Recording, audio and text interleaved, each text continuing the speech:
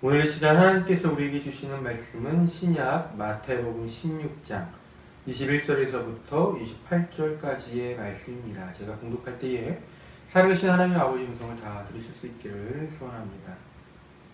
그때부터 예수께서는 자기가 반드시 예루살렘에 올라가야 하며 장로들과 대제사장들과 율법학자들에게 많은 고난을 받고 죽임을 당해야 하며 사흘째 되는 날에 살아나야 한다는 것을 제자들에게 밝히기 시작하셨다. 이에 베드로가 예수를 따로 붙들고 주님, 안 됩니다. 절대로 이런 일이 주님께 일어나서는 안 됩니다. 하고 말하면서 예수께 되돌았다. 그러나 예수께서는 돌아서서 베드로에게 말씀하셨다. 사탄아, 내 뒤로 물러가라. 너는 나에게 걸림돌이다. 너는 하나님의 일을 생각하지 않고 사람의 일만 생각하는구나. 그때 예수께서는 제자들에게 말씀하셨다. 누구든지 나를 따라오려거든 자기를 부인하고 제 십자가를 지고 나를 따라오너라. 누구든지 자기 목숨을 구하고자 하는 사람은 잃을 것이요 나 때문에 자기 목숨을 잃는 사람은 찾을 것이다. 사람이 온 세상을 얻고도 제 목숨을 잃으면 무슨 이득이 있겠느냐. 또 사람이 제 목숨을 되찾는 대가로 무엇을 내놓겠느냐. 인자가 자기 아버지의 영광에 쌓여 자기 천사들을 거느리고 올 터인데 그때 그는 각 사람에게 그 행실대로 갚아줄 것이다. 내가 진정으로 너희에게 말한다. 여기에 서 있는 사람들 가운데는 죽음을 맛보지 않고 살아서 인자가 자기 왕권을 차지하고 오는 것을 볼 사람들도 있다. 아멘. 주님께서 주시는 말씀입니다. 오늘 본문 말씀은 예수께서 당신이 받으실 순환에 관해 제자들에게 첫 번째로 예고하신 내용을 우리에게 소개합니다. 오늘은 본문을 차근차근 짚어가면서 본문을 통해 하나님께서 깨닫게 하시는 말을 들어보고자 합니다. 먼저 21절입니다. 본문은 이렇게 시작하죠. 그때부터. 여기서 말하는 그때라는 것은 앞의 내용, 그러니까 베드로가 그의 신앙 고백을 한 때를 말하는 것일 듯합니다. 베드로는 예수님께 이렇게 고백했습니다. 살아계신 하나님의 아들 그리스도십니다. 우리는 지난주 이 시간에 베드로가 그의 고백에 어떤 소망을 담고 있었는지를 살펴봤죠. 사실은 베드로가 그렇게 말했지만 베드로뿐 아니라 나머지 제자들도 혹은 아직 제자들 축에는 끼지 않지만 멀리서 예수님을 따르던 사람들도 베드로가 예수님께 품었던 소망과 비슷한 소망을 품었을 것입니다. 그것은 대체적으로 이러한 것들이었습니다.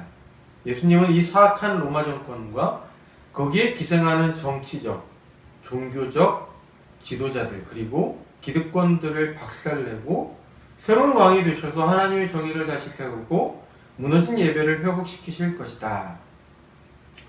그러니까 이런 소망을 예수님께 내걸었던 베드로의 입장에서 그리고 그와 비슷한 소망을 예수님께 내걸고 있던 다른 사람들도 이제 예수님께서 그와 같은 일을 대대적으로 하실 것으로 기대하고 있었을 것입니다. 그러니 그들에게 있어서 예수님 앞에 남은 길은 아무래도 승리의 길이고 영광의 길이며 빛이 환하게 비추는 길, 생각만 해도 가슴이 설레는 길, 어서 빨리 이루어졌으면 하는 길로 여겨지고 있었겠죠. 베드로나 제자들이나 예수님께 고백을 하고 머지않아 환희의 날이 올 것이라는 상상을 했을 그때, 바로 그때가 오늘 본문이 시작하는 지점입니다. 예수께서는 바로 그때부터 제자들에게 당신의 길을 미리 보여주셨습니다. 21절의 말씀은 그것을 압축시켜 놓은 구절이죠. 예수님 앞에 남은 길에 관해서 21절이 말씀하는 것은 이것입니다. 예수께서 예루살렘으로 가셔야 하고 장로들과 대제사장들과 율법학자들에게 많은 고난을 받아야 할 뿐 아니라 죽임도 당해야 하고 죽은 후 셋째 날이 되었을 때 부활해야 한다는 것입니다. 예수께서 당신이 예루살렘으로 가야 하고 거기에서 장로들과 대제사장들 그리고 율법학자들을 만나야 한다까지 말씀하셨을 때에는 제자들도 수긍했을 것입니다. 사악한 로마 정권을 심판하기에 앞서 그들과 결탁해서 이스라엘의 정치와 종교, 경제를 부패하게 만든 사람들을 심판하시려면 아무래도 예루살렘만큼 적절한 장소는 없을 것이라고 판단했을 테니까요. 게다가 제자들이 볼 때에 장로들이나 대제사장들, 율법학자들은 예수님의 심판 대상 목록에 상위에 적힌 부류였을 테니 예수께서 그 사람들을 만나겠다고 하신 말씀도 이해가 되었을 것입니다. 그런데 문제는 예수께서 하신 그 다음에 말씀들이었습니다.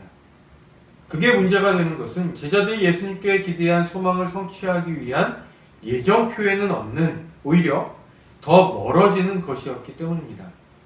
제자들이 예상했던 예수님의 예정 표에는 예루살렘에서 종교 지도자들, 정치 지도자들의 대표격인 그들을 정의롭게 심판하시는 것이었습니다.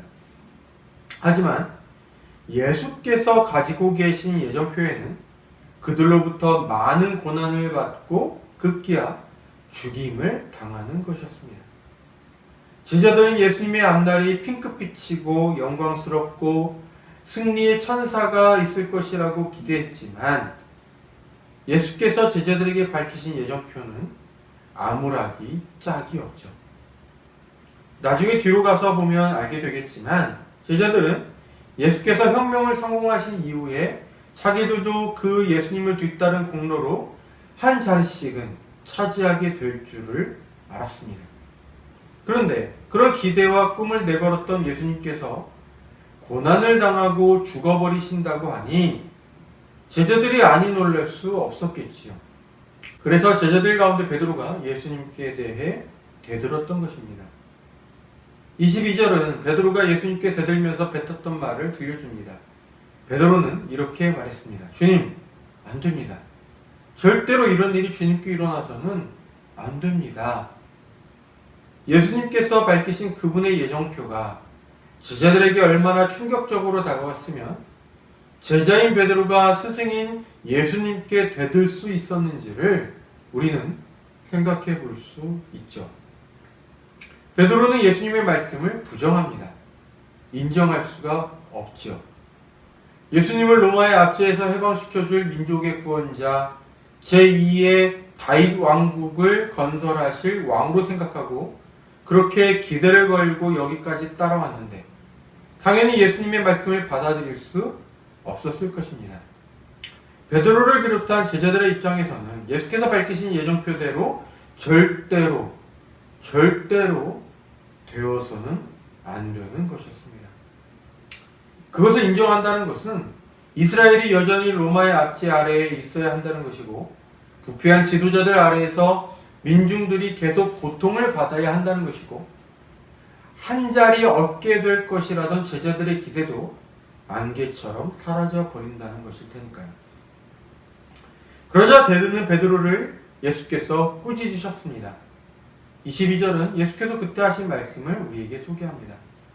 사탄아, 내 뒤로 물러가라. 너는 나에게 걸림돌이다. 너는 하나님의 일을 생각하지 않고 사람의 일만 생각하는 거야. 이 구절에서 사탄은 속이는 자를 뜻합니다. 사람들이 사기꾼에게 속는 이유는 사기꾼의 속임수가 교묘하기 때문입니다. 다른 말로 하면 사기꾼의 말이 정말로 그럴듯하게 들리기 때문입니다. 사기꾼은 누가 들어도 내가 지금 당신에게 사기를 치고 있다고 알아차릴 만큼 그렇게 속이지 않습니다. 그래서 고린도후서 11장 14절에서도 바울은 사탄을 가리켜서 이렇게 말했던 것이죠. 사탄도 빛의 천사로 가장한다라고 말입니다.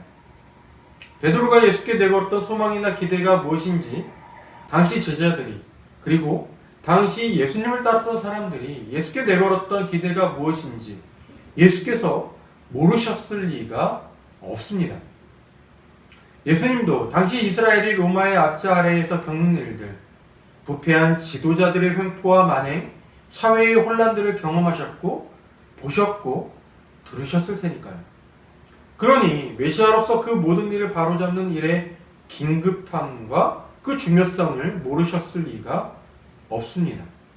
로마 치하에서 그리고 부패한 지도자 아래에서 도탄에 빠진 이스라엘 민중들을 구하라는 베드로의 기대와 소망은 결코 하찮게 취급될 수 없다는 것을 예수께서도 그 누구보다도 잘 알고 계셨을 것입니다.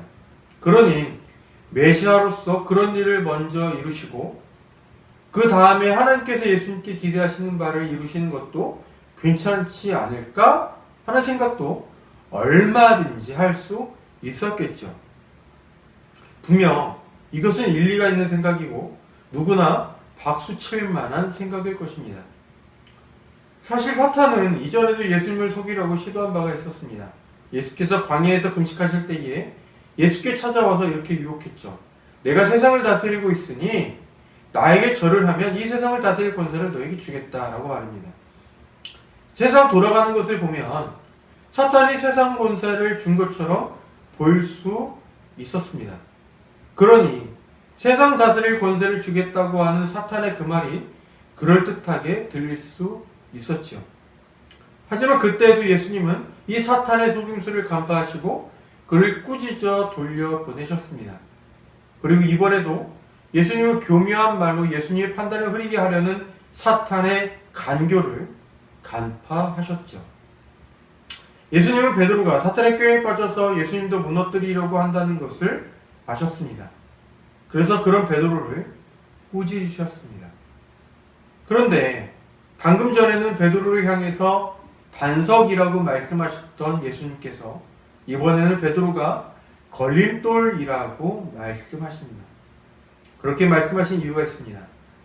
베드로가 하나님의 일을 생각하지 않고 사람의 일만 생각했기 때문입니다. 사탄은 베드로가 기대하는 것들, 이를테면 민족의 해방과 구원, 세계를 호령하는 새로운 강국 이스라엘의 건설, 그리고 그 중심에 예수님께서 계시는 것, 그리고 그 아래에서 자기를 비롯한 제자들이 관료가 되는 것들을 베드로에게 가장 크고 중요한 것으로 보이게 만들었고, 베드로 또한 거기에 넘어가면서 어째서 예수님이 그들이 기대하는 예정표대로 행하지 않으시고 그와는 상반된 예정표를 따라서 행하려고 하시는지, 그것을 통해서 하나님이 무슨 일을 하고자 하시는지에 대해서는 전혀 관심을 갖지 못하도록 했습니다. 그 결과 베드로는 방금 전에는 반석으로 불렸지만 지금은 걸림돌이 된 것입니다. 이게 오늘의 우리에게 시사하는 점이 있는데, 그것은 24절에서 27절까지의 말씀과 관련이 있기 때문에 마저 다 보고 그때 다시 살펴보고자 합니다. 베드로를 책망하신 이후에 예수님이 제자들에게 이렇게 말씀하셨습니다. 누구든지 나를 따라오려거든 자기를 부인하고 제 십자가를 지고 나를 따라오너라. 누구든지 자기 목숨을 구하고자 하는 사람은 잃을 것이요 나 때문에 자기 목숨을 잃는 사람은 찾을 것이다. 사람이 온 세상을 얻고도 제 목숨을 잃으면 무슨 이득이 있겠느냐? 또 사람이 제 목숨을 되찾는 대가로 무엇을 내놓겠느냐? 인자가 자기 아버지의 영광에 쌓여 자기 천사들을 거느리고 올 터인데 그때에 그는 각 사람에게 그 행실대로 갚아줄 것이다. 여기에서 예수께서 하신 말씀에 제자도의 속성이 함축되어 있습니다. 제자도, 말 그대로 제자의 길을 가리키는 것인데 이 구절에서 그것이 잘 드러나 있죠. 그것은 세 가지입니다. 첫째, 예수님을 따라가는 것입니다. 이것은 예수님의 제자들에게 하신 말씀이니 제자들에게 있어서 당연한 말씀이죠. 둘째, 자기를 부인하는 것입니다. 여기에서 자기를 부인한다는 것은 베드로처럼 사탄에게 빌미를 내어주지 않는다라는 것과 같습니다. 베드로가 사탄에게 빌미를 주었던 이유는 그가 예수님께 내걸었던 자기의 기대와 소망에 사로잡혀 버렸기 때문입니다. 그 기대와 소망에는 분명 민족의 해방과 구원, 세계를 제패하는 하나님 나라로서의 이스라엘 재건과 같은 공익적인 내용도 있었지만 그 과정에서 자기가 얻게 될 영광도 들어 있었습니다. 베드로에게는 자기 욕망을 성취시킬 그럴듯한 기대와 소망이 있었던 것이죠. 예수님을 따를 때에는 사람의 속을 들여다볼 수 없으니 겉으로 보기에는 그럴듯한 이유와 명분, 목적 같은 것들이 걸림돌이 될 수 있습니다. 예를 들어서 공익을 위한 것이라고 하지만 그것을 내세우는 사람의 속마음에 그것을 통해서 성취하려는 개인의 야망이 있을지도 모르죠. 예수님의 제자들이 한때 여기에 속했다고 볼 수 있습니다. 그런가 하면 손해보고 싶어하지 않는 마음이나 재물을 사랑하는 마음, 이기적인 마음, 이러한 것들도 예수님을 따를 때 걸림돌이 될 수 있습니다. 여기에 해당하는 경우는 앞으로 마태복음 19장에 가서 살펴보겠지만 예수님께 찾아와서는 자기가 어려서부터 율법에서 명하는 것들을 다 지켜왔다고 고백하면서 어떻게 하면 영생을 얻을 수 있습니까? 라고 물었던 그 청년이 그런 경우에 해당한다고 말할 수 있습니다. 결국 그 청년은 근심하면서 돌아갔는데 그 이유가 예수께서 그 청년에게 하신 대답 때문이었습니다. 그때 예수님은 그 청년이 가진 소유를 팔아서 가난한 사람에게 준 다음에 자기를 따라오라고 말씀하셨지만 그 청년은 그 말씀대로 할 수가 없었습니다. 재산이 많았기 때문입니다. 그 청년에게 있어서 예수님을 따르는 데 있어서의 걸림돌은 그에게 있는 많은 재산과 그것에 대한 애착이었습니다. 사탄은 이런 것들을 끊임없이 예수님을 따르는 제자가 되지 못하게 사람을 뒤흔들고 제자의 길에 걸림돌을 놓아버립니다. 제자의 길에서 포기하거나 돌아가게 만들려고 말이죠. 자기를 부인한다라는 말은 사탄에 의해서 걸림돌로 작용할 수 있는 내 안의 야망과 헛된 집착, 특히 아주 그럴듯한 명분까지 있는 그런 것들과 끊임없이 씨름하면서 이겨내야 한다는 것을 의미합니다. 제자도의 속성 가운데 셋째는 자기 십자가를 지는 것입니다. 여기에서 말하는 십자가는 자기 부인의 대가로 내가 치러야 하는 것들, 예수님을 따라가면서 치러야 하는 내 몫의 대가들을 가리킵니다. 예수께서 하나님의 뜻을 따라 행하시면서 지신 십자가는 세상 사람들로부터의 조롱과 비방, 불의한 재판과 폭력, 그리고 죽음이었습니다. 예수께서는 하나님의 일을 감당하시면서 이런 십자가들을 지셨습니다. 예수님을 따르는 제자의 길도 마찬가지입니다.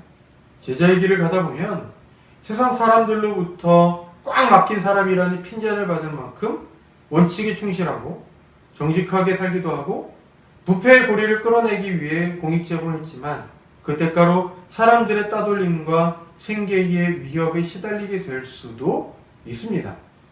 모두가 예라고 하는데 양심에 따라서 나 혼자 아니오 라고 말해서 세상을 잘 모르는 사람이라고 비난을 받게 될 수도 있습니다.